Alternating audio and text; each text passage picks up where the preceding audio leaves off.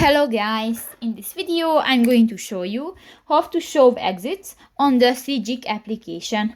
But first of all, I just want to mention, please don't forget to subscribe to our channel, because at 100,000 subscribers we are going to show you our YouTube revenue statistics and growth strategy, how to make money online. So let's jump into it. First of all, open the application on your device.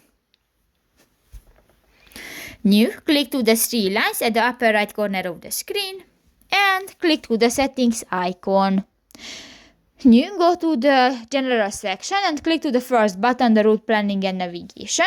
And in the navigation options section, go to the last option, the exits. Show exits on highways when driving without a set destination, free drive mode.